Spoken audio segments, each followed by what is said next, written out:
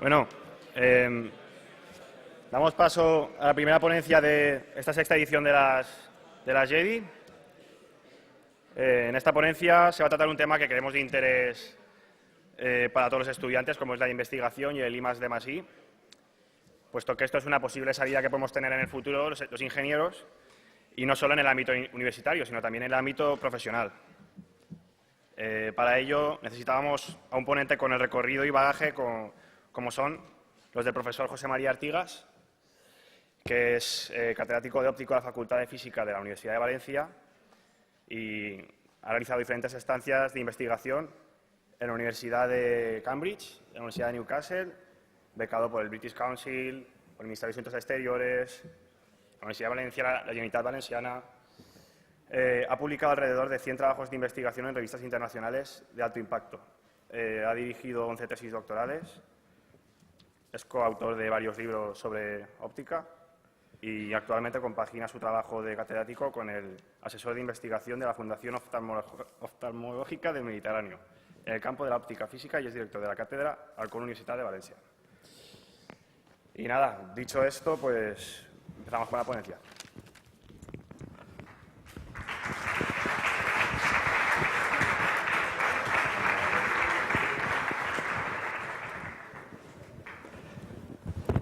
Muchas gracias. Bien.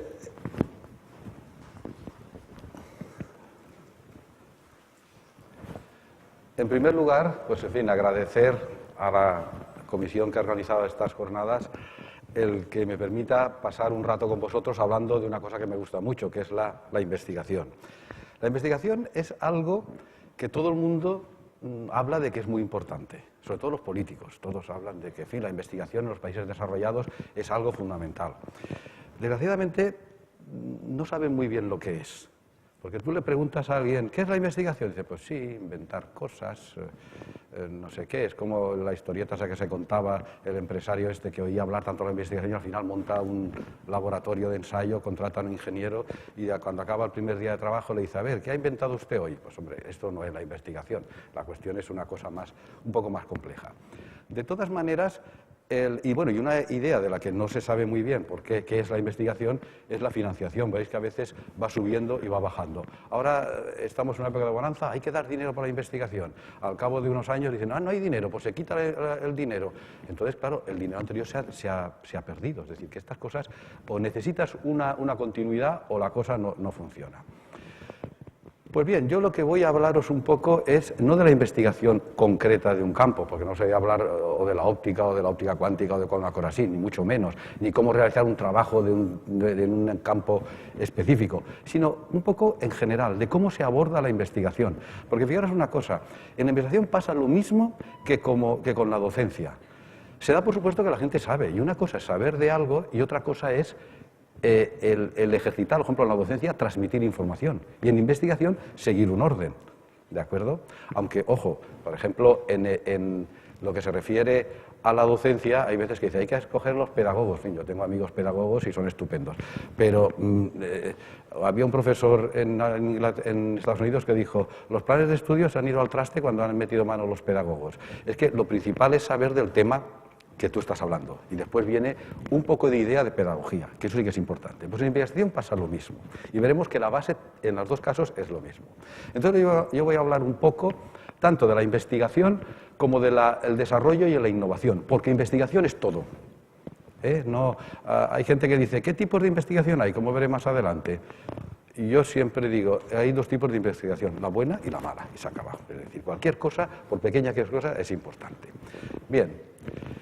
Si yo voy a empezar a decir qué es investigar, entonces yo he dicho que la gente tiene una idea vaga. Vamos a ver qué es. Pues te vas a la Real Academia y te dice investigar. Dice, este verbo se refiere al acto de llevar a cabo estrategias para descubrir algo. Por supuesto, pues es así. Dice, una investigación está determinada por la averiguación de datos o la búsqueda de soluciones para ciertos problemas.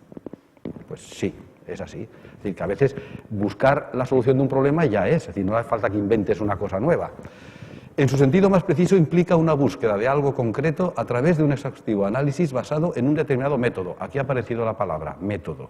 En investigación es importantísimo seguir un método, de manera que otra persona pueda seguir el mismo método y llegar a las mismas conclusiones. Aquí no se trata de corazonadas y a mí me parece, si tú no puedes decir, a mí me parece que 2 más 2 son 5, no, mira, 2 más 2 son 4, y no hay pareceres que vayan por otro lado. Luego aquí es el método. Entonces, ¿y qué es el método? El método científico que habéis oído tantas veces.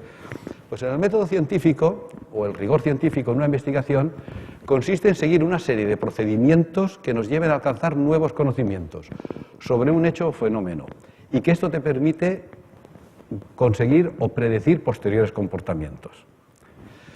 Fijaros que en el proceso de investigación depende también un poco la forma de abordarlo, de la naturaleza del fenómeno y de las hipótesis o paradigmas sobre las que tú te soportas.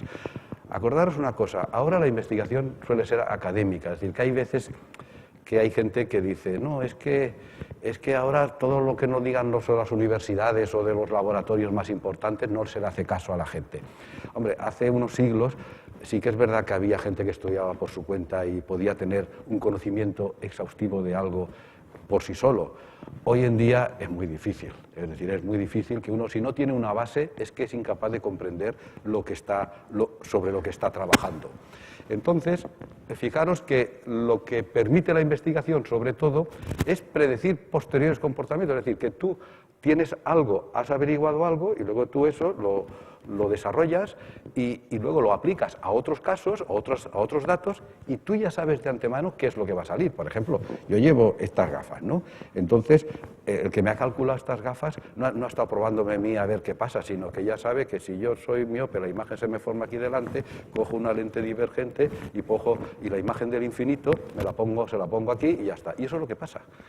Y ahora otro tiene otra cosa, lo aplica y sabe lo que va a salir, y no es un adivino, sencillamente aplica el procedimiento y ya está. El lenguaje de la naturaleza son las matemáticas. En esto, antes ha dicho el director de la escuela, García Serra, ha dicho muy bien que eso es una cosa importante que no os dais cuenta, pero lo tenéis metido. Es la forma de pensar, el rigor lógico. Os parece normal, pero a veces hablas con algunas personas que no han desarrollado eso desde pequeños y a veces dices, oye, estás hablando de un tema no de ciencias. Y dices, pero es que esto no se deduce de esto. Y en fin, ves que no sigue el rigor normal que siguéis vosotros porque estáis educados para razonar de forma lógica. Y el lenguaje de la naturaleza son las matemáticas, y eso es así. Por eso, lo que hace esto es que nos dice que es ciencia lo que se puede aplicar matemáticas. Esto lo decía un profesor que vosotros sois jóvenes y no lo conocéis, y algunos no sois de aquí de Valencia. Había un profesor, el primero que había de física, que era el catedrático Fernando Senén, que siempre decía esto. Dice, esto, lo que se aplica a matemáticas es ciencia, y lo otro no es. Por eso aquí digo, la astronomía es ciencia, la astrología no. O sea, la astronomía, tú puedes decir, oye, yo he calculado cuál es el periodo de la luna, cuál es la del sol, y te digo que el año que viene, tal día, a tal hora, hay un eclipse, y funciona, y no es una adivinanza. Eso sencillamente has aplicado una serie de datos, ¿de acuerdo? En la astrología que te digan, oh, usted ha nacido en Aries, aquí, allá, ¿por va a ser usted feliz? Pues mira, muy bien, pues bien, lo que usted diga. Eso es así. Aplicar matemáticas a veces es solamente pues estadística o sencillamente pues sumas y restas, pero es cualquier cosa que luego te permita. Ahora se oye mejor. Existen tipos de investigaciones. Como he dicho antes, a mí me gusta decir que hay investigación buena e investigación mala. Porque siempre hay gente, y ahora que estamos aquí en familia, que se cree que lo suyo es lo más importante. Lo que es importante y es lo que esté bien hecho. En fin, algunos de vosotros veréis ahora la serie esta de Big Bang, ¿no? Y ahí veis que siempre el de física teórica mira por encima del hombro a los demás, ¿no? Pues, en fin, yo soy de los de Leonard, de los de experimental. Pues en algunos casos sí que es verdad, sí, es que yo soy físico teórico y demás, pues en fin. Pues bueno, pero eso no es así. Es decir, el que hace una cosa bien, está bien. Sea eso o sea una cosa bien pequeñita, lo que sea.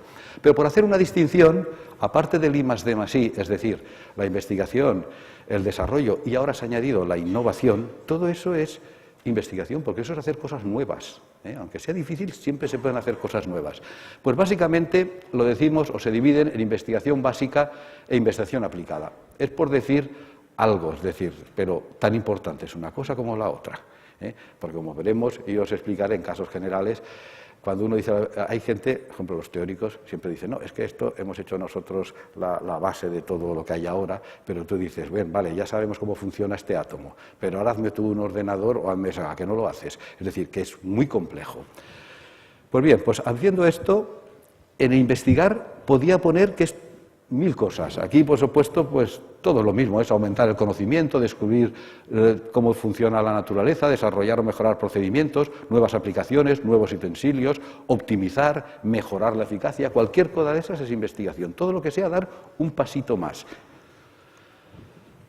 ¿Cómo se aborda una investigación? Todo acto creativo es un cese repentino de la estupidez. Esto lo decía Edwin Land, que luego hablaré también un momento sobre él. Edwin Land era el dueño de la Polaroid, la multinacional esta de Polaroides y que hacía y que era muy millonario. Y como buen americano le gustaba eso de que, en fin, 10 consejos para hacerse millonario, 10 consejos para ser feliz. Pues este había hecho 10 consejos para innovación, precisamente, o algo así. Y lo primero que decía era, todo acto creativo es un cese repentino de la estupidez. Y tiene razón, es decir, él decía, no vamos nosotros normales y de repente uno tiene un acceso de genialidad y se le ocurre algo.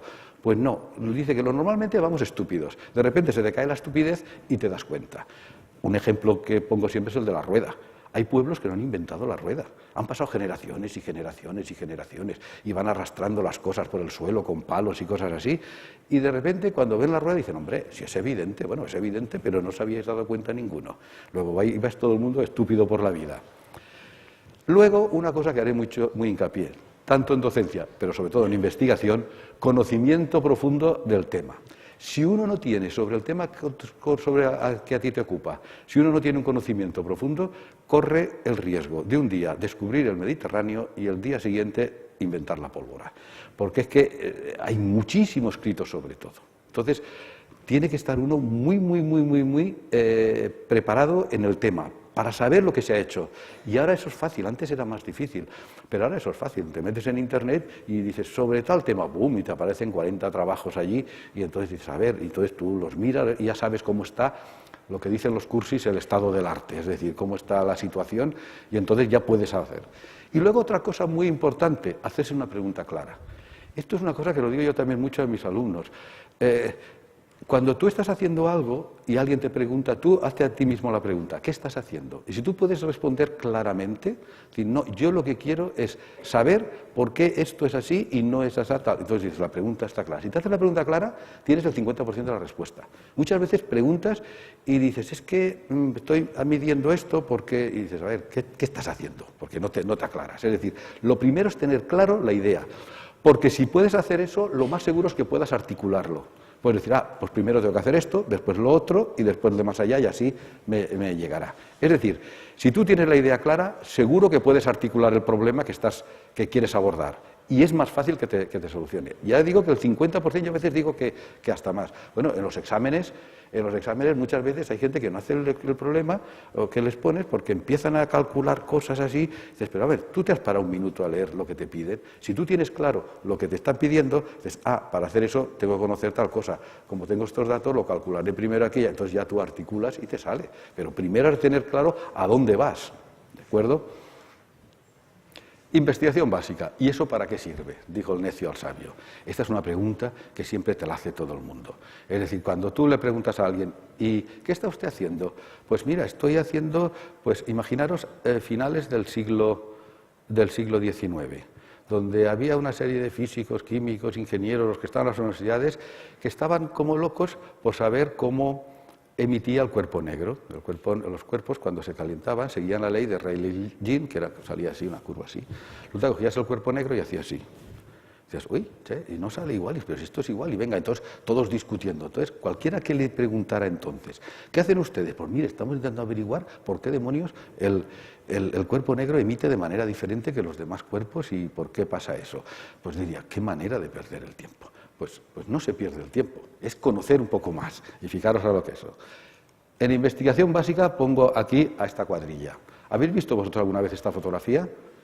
Esa la habéis visto muchas veces, ¿verdad? Es el Congreso Solvay de 1927. Son 29 personas aquí, ¿no? De aquí conocéis a Einstein y conocéis, esta es una señora, y claro, no puede ser otra que Madame Curie, que siempre he pensado que por qué demonios a esta señora no le llaman profesora Curie o doctora Curie, le llaman Madame, siempre, pero en fin, le han puesto la San Benito a llamarla Madame y le han puesto Madame. Pues bien, estos eran, de estos 29, 23 son premios Nobel de física, de química o de lo que sea. Y hay ingenieros también, y todos estos les debemos, el mundo actual, estos y otros más, les debemos como es. Y estos estaban, como quien dice, perdiendo el tiempo, viendo, ya que he dicho lo del cuerpo negro, pues en 1900 este hombre, Max Planck, se dijo, pues mira, la energía no es continua, si lo ponemos en forma de paquetes, resulta que me sale todo bien. Y entonces deduce la constante de Planck, que es fantástica, el 6,6 por 10 elevado a menos 34 joules. Bueno, sabéis que en su tumba pone Max Planck, H igual a tal. Esa constante es tan importante como el número E y el número pi. Pues entonces estos hacían eso. Pero bueno, luego estaban entretenidos, pues por ejemplo, Niels Bohr hacía el átomo de Bohr, a ver cómo eso. Es decir, estaban viendo cómo es la estructura. Ahora os digo una cosa, todos tenéis móviles. Esto es una cosa maravillosa, y cogéis un móvil y dices, a ver cómo funciona, lo abres y ves que la mayoría de cosas son cosas mecánicas para eso, y luego lo que es importante es el chip, y el chip tú dices, bueno, esto parece una piedra, lo abres y es una piedra, y dices, bueno, ¿y eso que lo han puesto ahí ya está? ¿No? Esto ahí está controlado, toda la cuestión atómica, si esto es una red, le han dopado con esto, le han dopado con lo de más allá, y claro, y eso se empieza de golpe y porrazo, pues no, eso se empieza poco a poco, pues como empezaron estos, haciendo cosas ¿y eso para qué sirve? Haciendo cosas para que funcionaran. Bien, estos ya digo que son personas que tuvieron una importancia muy grande y eran personas normales. Lo digo porque también Hollywood siempre ha estado poniendo a los científicos como unas cosas raras, altruistas, y que los ponían primero como químicos, porque una bata y unos tubos de ensayo echando humo les parecía lo más científico del mundo. Y entonces los ponía ahí que solamente estaban eso. Bueno, eran personas normales, que su trabajo les entusiasmaba, porque tenían curiosidad por saber algo, pero luego eran lo que, como cualquiera de nosotros. De hecho, podíamos poner aquí muchas anécdotas. Bueno, por ejemplo, este es Compton, este es el del efecto Compton, ¿no? Acabó de la tesis doctoral y entonces quería hacer no sé qué prueba, entonces afortunadamente con la tesis doctoral, como hizo el efecto Compton, pues le dieron el premio Nobel y con el dinero montó la cosa, es decir, no necesariamente estaba pidiendo dinero, sino que tenía entusiasmo. Luego, pues, este es el príncipe Luis de Broglie. Ah, mira, este es Max Born, este es de óptica cuántica y este cuando se lo llevaron los americanos a América en un avión militar en la Segunda Guerra Mundial, no le pudieron poner ningún casco porque no había ninguno de su calibre. Y no lo conocíais, ¿verdad? Pero conocéis a su nieta. ¿Sabéis quién es su nieta? Olivia Newton-John. Y lo que no entiendo es que teniendo un abuelo premio Nobel de Física y llamándose Newton se dedicara a cantar y bailar en lugar de dedicarse a la física. Luego hay... este es Schrödinger, el de la ecuación de ondas, que lo habéis oído muchas veces, ¿verdad? Este era muy listo, pero era un crápula total. Cuando fue premio Nobel lo contrataron de profesor de física en Oxford. A los 2 años lo tiraron. Lo tiraron porque en fin, era un faldero. Y entonces vivía con su mujer, la amante, otra amante. Entonces le dijeron que en la Inglaterra postvictoriana que esos escándalos que tampoco lo largaron a Austria, que es de donde era él. En fin, podías contar la vida, el pobre, este es tremendo, esto es no mejor contar su vida, que es una tragedia total. Este es el teorema de Ehrenfest, el que no es premio Nobel tiene un teorema, una constante o lo que sea. Pero vengo a decir que esta gente, que en ese momento hubieran dicho, ¿y eso para qué sirve que hace usted? Pues mire, todas esas cosas, y ahora me sale a colación una vez, cuando estábamos cambiando los planes de estudio y demás, hace 25 años, vino un director general, de cuyo nombre no quiero acordarme, de Madrid, y a darnos eso a los que estábamos decanos, y entonces nos dijo, es que hay que renovar la universidad, porque claro, usted ve un quirófano, puso el ejemplo de un quirófano, de hace 100 años, y uno de ahora, y claro, no se parece en nada. En cambio, ve usted una universidad de entonces y ve las mismas aulas, la misma biblioteca, y tú pensabas, pero idiota, ¿y tú te crees que el quirófano ese tan fantástico ha salido por arte de magia o por ideas que han salido de allí? Pues evidentemente es porque se ha empezado haciendo cosas. Para hacer una cosa bien hecha has de empezar por la base, saber exactamente qué es lo que llevas entre manos. Entonces, la investigación básica, fijaros lo que pongo. Primero, conocimiento. Tienes que saber de qué estás hablando, si no, haces tonterías. Es decir, hay que saber mucho de lo que tú estás trabajando. Ideas, entusiasmo, y lo pongo más separado, medios. Los medios son necesarios, pero no es lo más importante. O sea, tú no puedes decir, oiga, es que yo no hago nada porque no tengo medios. Mirad, tú tienes, ya que yo he hablado de un quirófano, tienes un quirófano maravilloso y tienes un curandero y no sirve de nada. Tú coges a un buen cirujano, lo llevas a una ONG, a África, y con 4 cosas soluciona, si sabe del asunto. Hombre, si tiene medios, muchísimo mejor, podrá hacerlo mejor y más número de intervenciones o lo que sea. Pero eso es muy importante, no escudarse siempre en la falta de medios. Y este es un ejemplo. Mira que nosotros es español, y como los españoles somos como somos, no tenemos la cosa de agradecer y de admirar a una persona como Ramón y Cajal. Esta es una fotografía, podríamos decir, oficial, donde él está con su microscopio, que era su gran aparato, y sus pruebas, que se solía comprárselas él con su dinero. Y esta es una fotografía de Ramón y Cajal jugando al ajedrez con un paisano en Miraflores de la Sierra, cuando estuvo allí, no sé si tenía tuberculosis, un poquito así, estuvo allí unas vacaciones. Esta fotografía la he visto en monografía sobre el cerebro de David Hubel, un profesor de Harvard, premio Nobel de Medicina, y la ponía porque venía a decir, ¿cómo es posible que un señor en esta situación, no está en un gran laboratorio, hiciera lo que hizo? Porque aquí no lo valoramos, pero yo lo he visto en Cambridge y en Estados Unidos, en los libros de neurología, lo primero es Ramón y Cajal, y se echan las manos a la cabeza cómo pudo hacer lo que hizo. Porque es que se avanzó 50 años en lo que él hacía. Y lo que tenía era ilusión y entusiasmo. Y medios, los que tenía. Ahora, seguía un método. Cogía una rata, ahora el cerebro, ahora el ojo, ahora el hígado, y ahora voy a hacer esto. Y lo iba siguiendo continuamente. Luego, el método científico, hay que procurar hacer los trabajos en el orden correcto. Es decir, esto es como cuando se publica, pero cuando lo haces también tiene que ser así. Lo primero es plantearse la pregunta, es decir, a ver, ¿qué es lo que voy a hacer yo? La pregunta clara. Y entonces haces una introducción un poco con las ideas básicas, es decir, a ver, el problema está en esta situación. Ahora voy a ver, y yo veo que fulano ha hecho esto, ha hecho esto, lo otro, y ahora, pero no está claro tal cosa. Y yo lo que quiero es averiguar esto, porque sería importante por tal razón. Entonces, la pregunta está clara. Luego dices, y para responder a esta pregunta voy a seguir estos métodos. Voy a medir esto, voy a medir lo otro. Luego digo los resultados que hay y luego discuto y la conclusión tiene que ser la contestación a la pregunta. Lo digo porque a veces haces de referir de un trabajo de estos que se envían a publicar y ves la pregunta y te interesa y dices, oye, mira, es muy interesante, y rápidamente vas a ver qué es y dices, uy, si ahora se ha ido por los cerros de Úbeda y no contesta a lo que él mismo se había preguntado. Es muy importante hacer eso.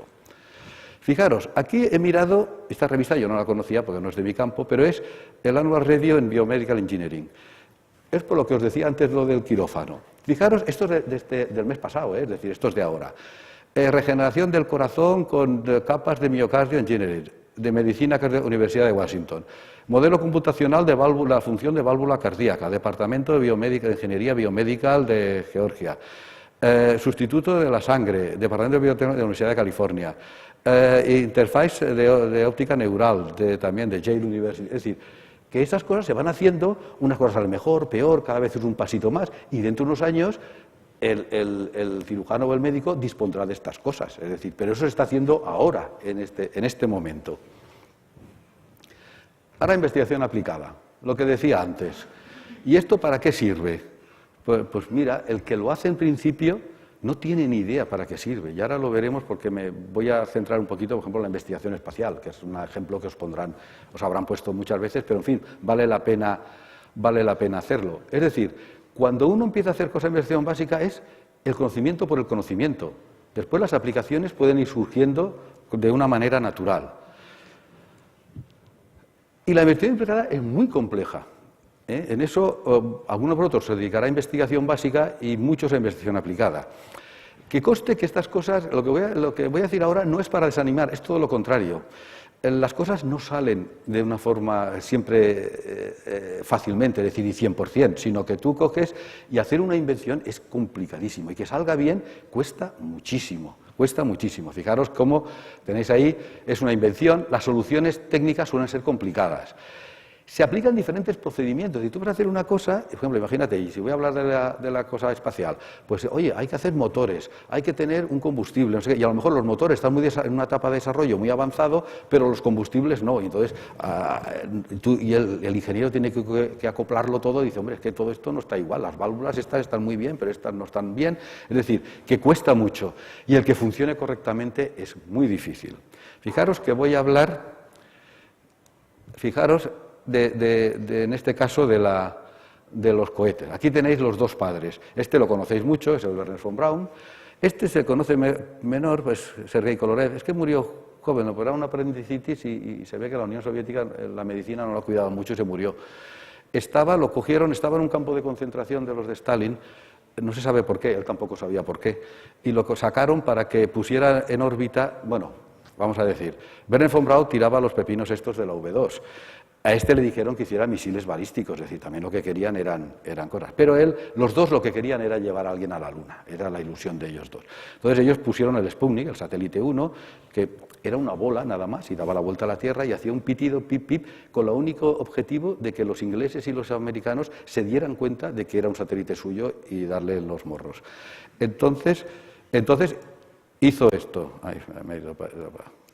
Hizo la cosa esta y daba la vuelta. Mucha gente diría, el dineral que ha costado eso para tirar esto y dar una bola que era así, 30 y tantos centímetros, y daba la vuelta a la Tierra y ya está. Pero claro, las cosas empiezan por donde se empiezan. ¿Para qué pongo esto? Ya digo para no desanimarnos. Esto es del año pasado. El cohete Antares de la NASA explota. El del indio explota. El argentino no explota, pero se les cae antes de salir, ya está en el suelo. Y eso es el año pasado. Y fíjate la experiencia que tienen. Luego, quiere decir que no pasa nada. Cuando uno está trabajando en investigación y está en la frontera, lo normal es que le salga mal, porque hay una cosa que no has tenido en cuenta. Pero vuelta otra vez, si tienes claro y la ilusión y el entusiasmo es bueno, tira adelante, que no pasa nada. A todo el mundo les explota. Bueno, en los periódicos argentinos decía que había sido un éxito, que todo había funcionado estupendamente, pero que no se sabe por qué se había caído. Pero bueno, ellos estaban contentos, pues están contentos, pues bien. Pero es que además es lo normal. El que no lo intenta no se le cae, eso está claro. O sea, que en estas cosas es así. Pero fijaros, de la investigación aplicada, ¿tú sabes la cantidad de cosas que han salido de eso cuando se decía, ¿y vosotros para qué perdéis el tiempo y eso para qué sirve tirando cohetes arriba? Bueno, aquí pongo todo esto, pero fijaros aquí, solamente unos cuantos. Todo tecnología espacial, el tomógrafo, televisión por satélite, monitores cardíacos, marcapasos. Fíjate, el marcapasos, había problemas de comunicación satélite la Tierra y entonces lo pusieron de manera para que estuviera bien acompasado y dijeron, mira, esto también sirve para el corazón. Pues ahí está. Bueno, sobre todo los sin hilos, el microchip, por supuesto. Fijaros que aquello tenía que poner un ordenador y tenían que decir, oye, que el ingeniero que hacía el motor decía, tiene tantos caballos de potencia. Y entonces decía, yo voy a meter no sé qué. Y tú dices, oye, ¿cómo vas a meter eso? Pesa mucho. Házmelo más pequeño. Entonces tenía que hacer ahí un microchip. Luego, por ejemplo, pues decían, oye, tiene que estar aislado porque la radiación cósmica, dice, nada, pondremos unas planchas de plomo. ¿Cómo que de plomo? Que eso pesa mucho. Pues hay que hacer los plásticos esos amarillentos que se ven ahora en el SAMUR siempre tapan a la gente, pues eso es tecnología espacial. Alimentos liofilizados, claro, cuando estaban 300 días allí tenían que hacer algo, pues los alimentos liofilizados es de eso. El teflón, bueno, el código de barras resulta que un satélite, un cohete de estos, tiene tantas piezas que, claro, tiene millones, entonces, para tener el almacén bien ordenado, tenía que decir, a ver, la parte de arriba la numeraremos, 1A, 3B, 120, y era un lío. Al final hicieron lo del código de barras para poder clasificar y poder acceder a las piezas fácilmente. Y fijaros si es práctico el código de barras. El teflón, el Saturno V que llevó el hombre a la Luna, tenía un recubrimiento para repeler el agua.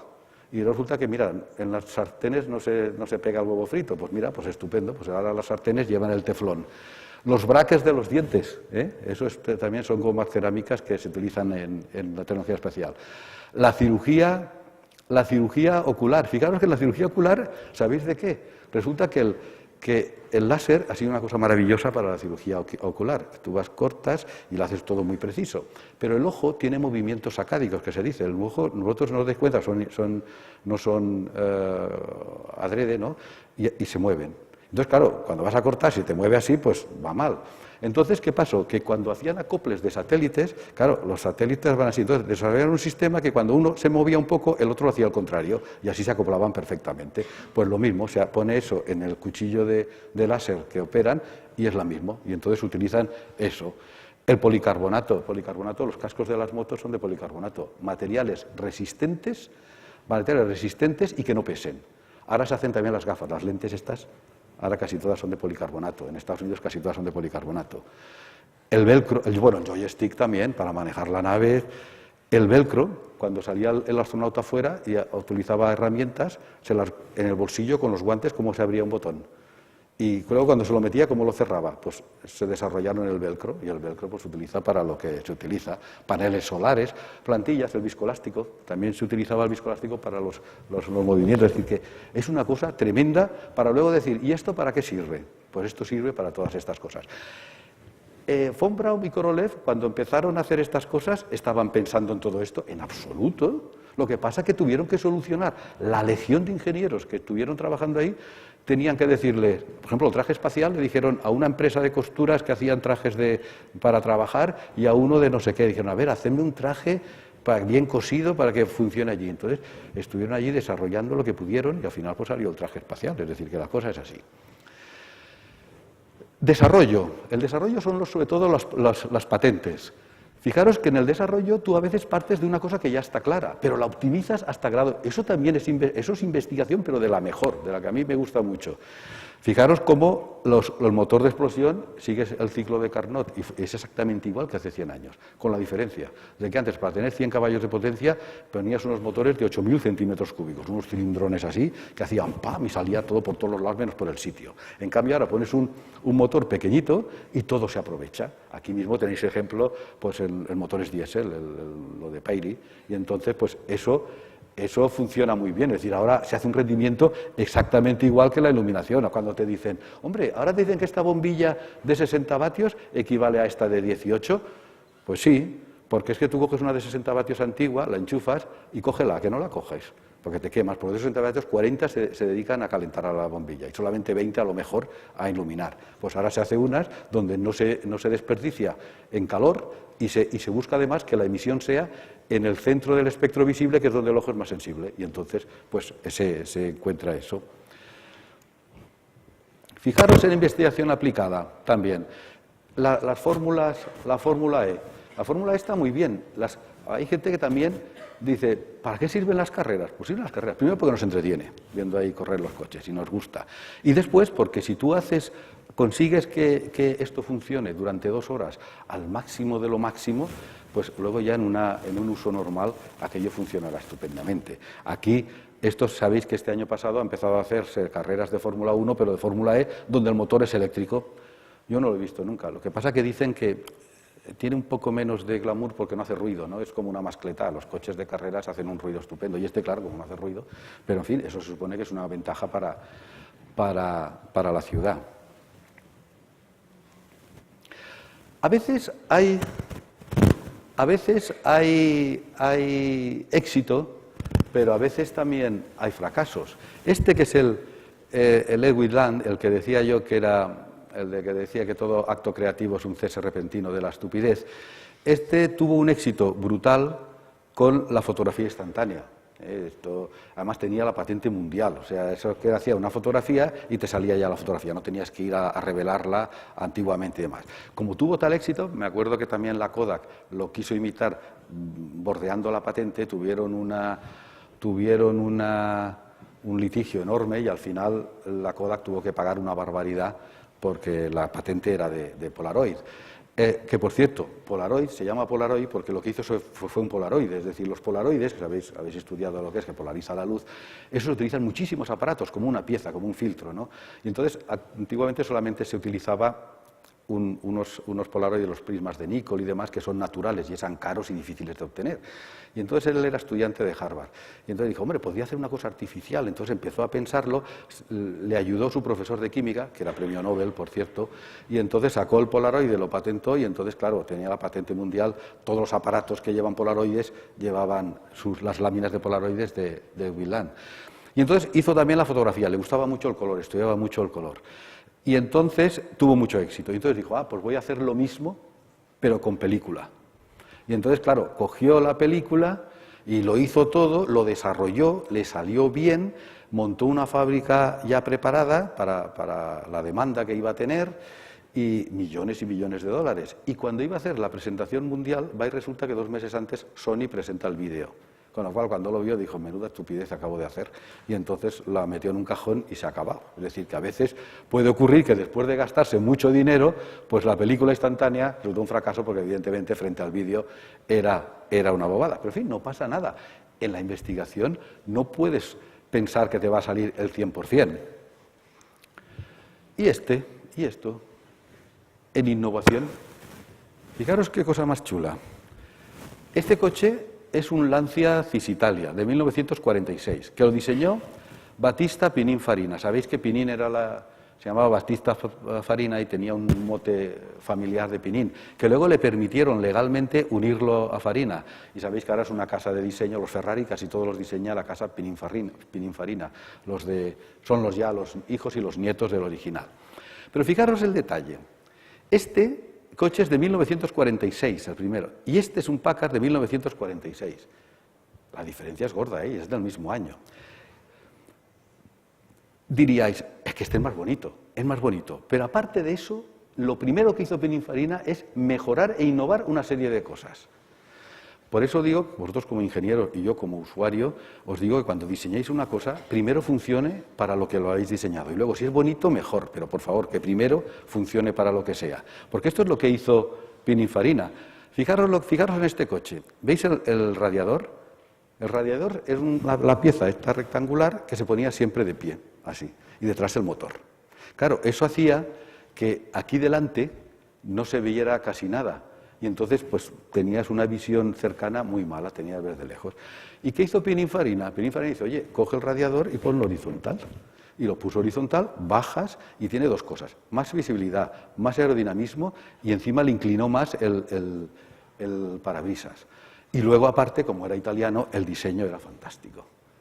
Con lo cual, dices, hombre, he diseñado una cosa más bonita, pero sobre todo he mejorado mucho. Y entonces tú dices, hombre, esto era una cosa evidente, pero llevaban 40 años haciendo ese coche y a nadie se le había ocurrido, a nadie se le había caído la estupidez y ya lo había puesto horizontal. Pues esto es lo que hizo Pininfarina, me gusta ponerlo así, porque es chulo, ¿eh? Está en el Museo de Arte Moderno de Nueva York, como arte en movimiento, este coche mismo. Y fijaros, es que tiene 70 años, este que lo ves por la calle y no desmerece, en cambio el otro sí. Es decir, esto es una cosa fantástica. Vale, me estoy enrollando demasiado. Y pues si queréis. Mira, pues entonces para acabar, os voy a poner esto. Este es un médico. Esto es un Spitfire y esto es la Carlinga. Y dices, ¿qué tendrá que ver esto con lo otro? Fijaros, en el proceso de innovación, muchas veces es tener la suerte, entre comillas, de que te pase por delante una cosa interesante. Pero si tú no estás preparado, te puede pasar 20 veces y no darte cuenta. Pero si tú estás preparado, puedes darte cuenta y decir, ahí va, esto es maravilloso. Pero para eso, como digo siempre, tienes que tener los conocimientos al día y perfectamente. ¿Y qué le ocurrió a este señor? Este señor era oftalmólogo, inglés. Y entonces operaban en los años 40 y 30, vosotros sabéis que las cataratas es un problema de que el cristalino, que es la lente que tenemos dentro, se va oscureciendo o poniéndose como una nube blanca, de manera que tu sistema visual funciona, pero como la luz no pasa, no se forma la imagen en la retina y pues te quedas ciego. Entonces, ¿cómo se solucionaba? Se solucionaba antiguamente, pues dijeron, oye, cortas el ojo, saco el cristalino, se queda un agujero y entonces la luz pasa, claro, te faltan 20 dioptrías, que tienes que ponerte tú aquí delante, pues se ponía ahí una cosa, que entonces al poner 20 dioptrías el campo se reducía mucho, pero veía. Entonces iban, que es lo que se llamaban los afáquicos, que es decir, que no tenían cristalino. Entonces este señor, el Harold Riley, hacía esto. Entonces una vez estaba haciendo una operación en plan de enseñar a los alumnos y le salió particularmente bien. Dijo, uy, qué bien me ha salido limpio, porque claro, la pieza se tiene que romper e ir sacando todos los pedazos del cristalino. Y entonces le quedó fenomenal. Pensaba que los alumnos, no digo que le aplaudieran, pero iba a decir, un poco de peloteo, muy bien, profesor. Y hubo un alumno impertinente que le dijo, está muy bien, pero si usted pudiera ponerle una lente y dejarle la visión sería mucho mejor. Y entonces él se picó. Pero entonces, como él había sido oftalmólogo militar durante la guerra, eso sería el año 50 o así, se acordó de una cosa. Él trató mucho, y después de la guerra, a pilotos de la RAF. Y la carlinga, esto era plexiglas. Bueno, plexiglas no, perspex. Es que el plexiglas es alemán y el perspex es inglés. Pero en fin, es lo mismo, era un plástico. Igual que las gafas que llevan los pilotos era de plástico. Entonces, cuando les daban y les daban aquí las balas, pues les saltaban las astillas de plástico y les quedaban clavadas en la cara y en el ojo. Y entonces él se dio cuenta que, viendo pilotos que habían pasado ya 2 años o 3 años, decían, uy, tienen aquí dentro un pedazo de plástico y el plástico está ahí, ni se le ha inflamado, ni se le ha infectado, ni nada.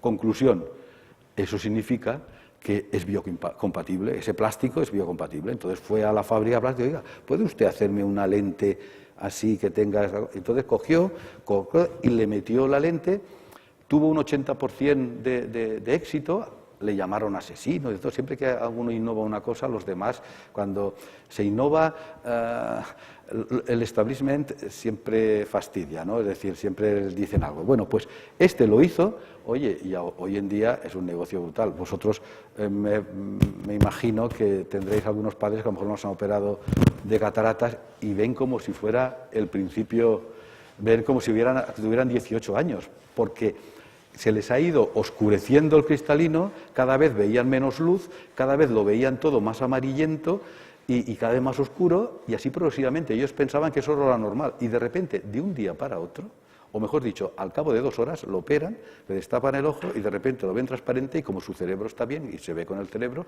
ven todos los colores con una luz, les parece Lourdes aquello. Pues bueno, gracias a este señor, cuando se le ocurrió lo de ver lo que les pasaba a los pilotos.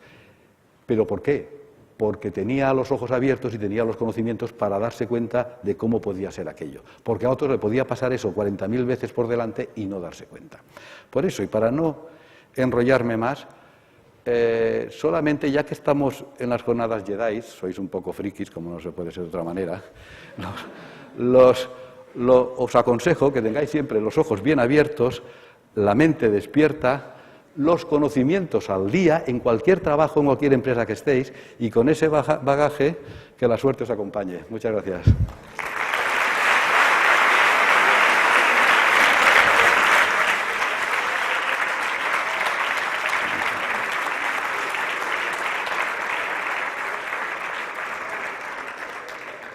Si queréis hacer alguna pregunta o con...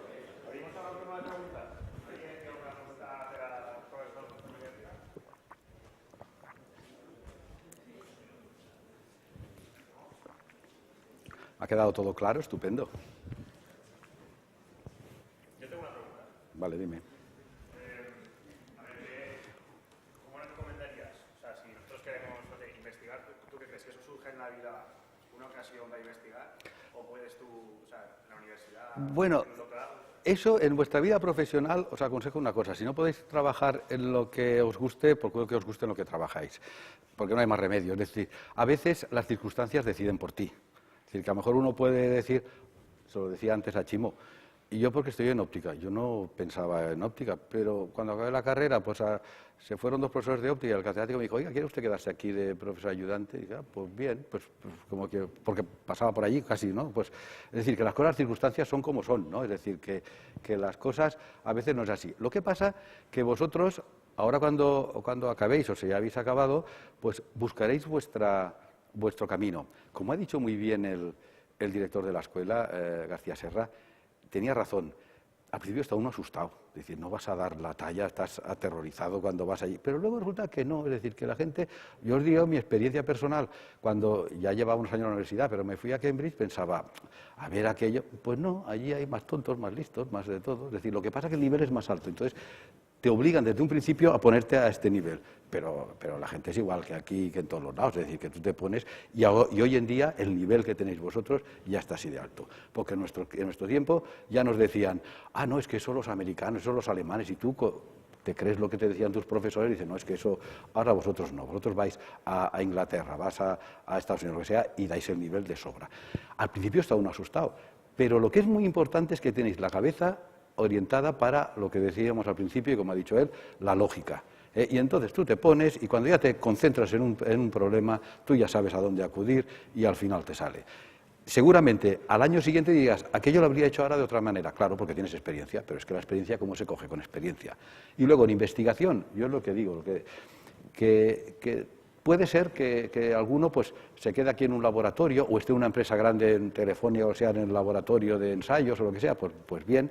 Pero a veces en una empresa cualquiera, en todas se puede hacer investigación e innovación. A veces solamente es en el procedimiento. Es decir, yo tengo un hermano que ahora está en México ayudando allí a empresas que a veces son cosas tontas. Oiga, pero si usted puede mejorar la producción un 20% haciendo esto y lo de más allá. Es decir, que esas cosas a veces uno se tiene que fijar y entonces ver lo que pasa. Ahora, lo que os digo siempre, hay que, en el tema que vosotros estáis estudiando, sea de organización de empresas, o sea de ciencia pura, o de lo que sea, saber cómo está la situación y entonces aplicarlo y buscar una mejora.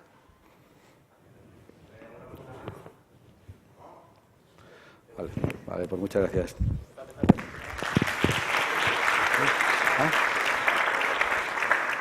Espera, que hay una pregunta. Al